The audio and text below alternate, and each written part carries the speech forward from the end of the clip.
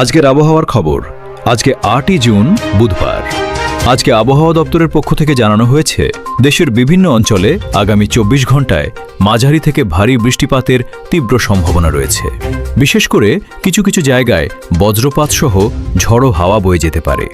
টানা বৃষ্টির কারণে নিচু এলাকাগুলোতে সাময়িক জলবদ্ধতার সৃষ্টি হতে পারে, তাই সাধারণ মানুষকে সতর্কতার সাথে চলাচল করার পরামর্শ দেওয়া হচ্ছে।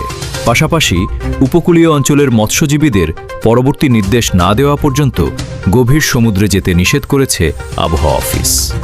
আলিপুর আবহাওয়া দপ্তরের সর্বশেষ বুলেটিন অনুযায়ী আজ রাজ্য জুড়ে বৃষ্টির দাপট জারি থাকবে।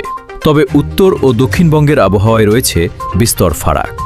মৌসুমী অক্ষরেখার প্রভাবে আজ উত্তরবঙ্গের পাহাড়ি জেলাগুলিতে অতি ভারী বৃষ্টির লাল সতর্কতা জারি করা হয়েছে।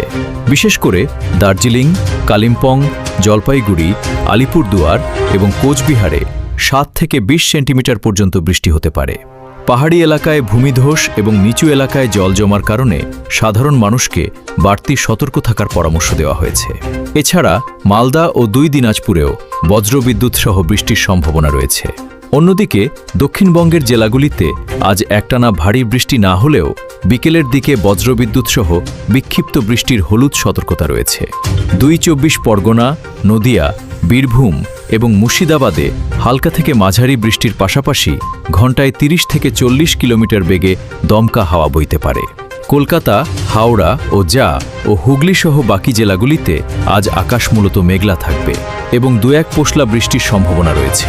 তবে আবহাওয়া দপ্তর জানাচ্ছে, আগামীকাল থেকে দক্ষিণবঙ্গে এই বৃষ্টির পরিমাণ আরও কিছুটা বাড়তে পারে।